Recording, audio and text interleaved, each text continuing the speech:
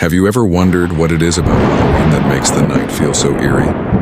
Is it the costumes, the pranks, or perhaps something more sinister lurking in the shadows? What if I told you there's a story so terrifying it could make even the bravest soul shiver?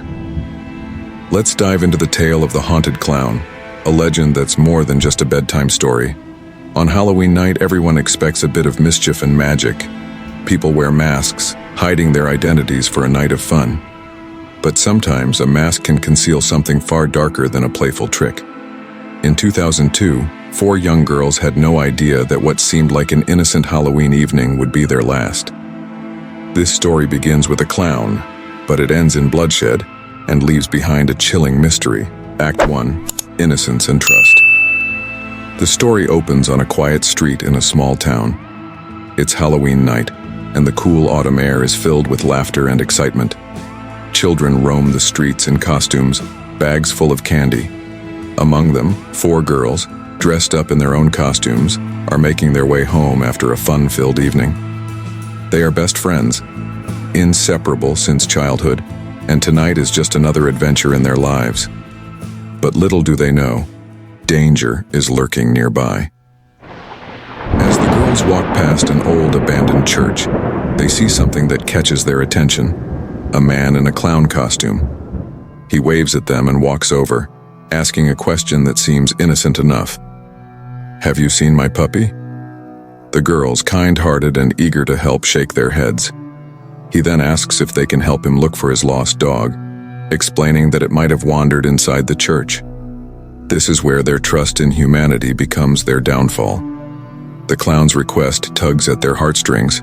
After all, who wouldn't want to help find a missing puppy? Without thinking twice, they follow him into the church. Act 2, the trap and descent into horror. Inside, the church is dark, cold, and eerily silent. The old wooden doors creak as they close behind them, and suddenly the sound of a lock echoes through the empty halls. The girls realize too late that they have walked into a trap. Panic sets in as they try to flee, but the man in the clown costume blocks their way. His once friendly demeanor shifts into something menacing. The man quickly overpowers them, tying them up in the center of the church. This is where the horror truly begins. Over the next few hours, the girls endure unspeakable terror.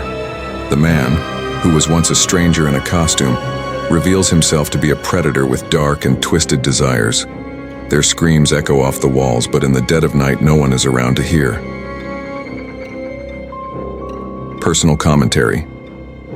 It's not uncommon for horror stories to draw on real fears, and the fear of being trapped, helpless, and at the mercy of a stranger is one that resonates deeply.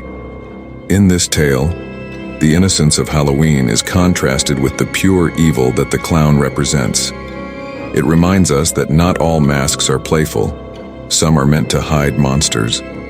The church, a symbol of sanctuary, becomes a house of horrors, further unsettling the reader and challenging the idea that there is safety anywhere. The girls' experience speaks to the vulnerability we all have when we trust others, particularly when that trust is misplaced.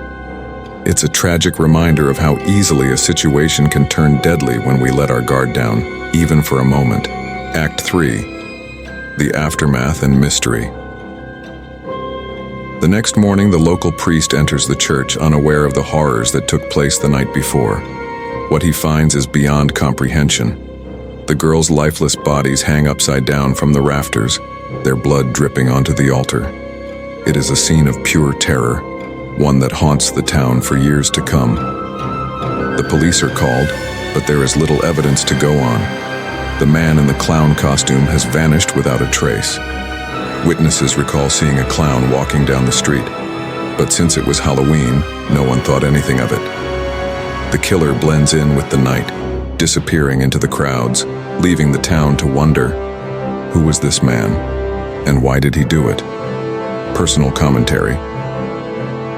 The most disturbing element of this story is not just the brutality of the murders, but the anonymity of the killer. The fact that he was never caught adds a layer of unresolved tension, a loose end that keeps the mystery alive.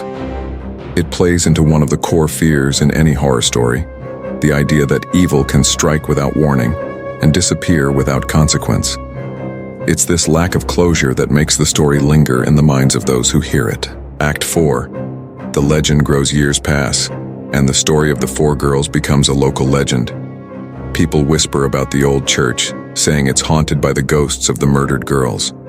On Halloween night, some claim they can hear their screams, while others say they've seen shadowy figures standing at the altar, waiting for justice that will never come. The parents of the girls, devastated by their loss, receive one final blow weeks after the funeral.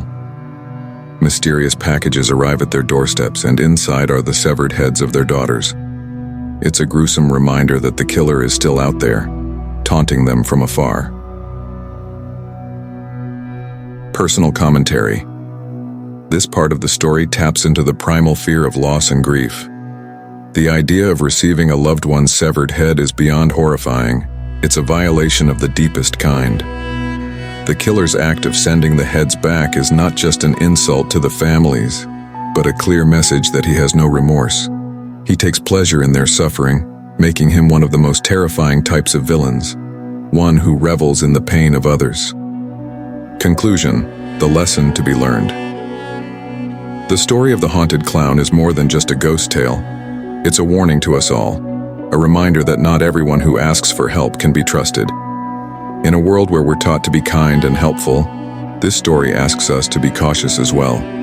While it's important to have compassion, it's equally important to protect ourselves from those who would take advantage of that compassion for their own evil ends.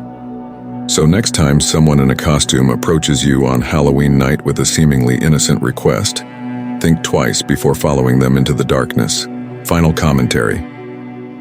As we reflect on the story, we see the deeper layers of fear it taps into. Halloween, a time of celebration and fun, is juxtaposed against the ultimate horror, the realization that sometimes the scariest monsters are the ones who look the most ordinary.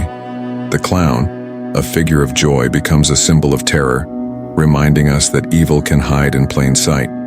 By the end of this tale, we are left with more than just a chilling ghost story. We are left with a lesson: to be vigilant, to be cautious, and to never let our guard down, even on the most festive of nights.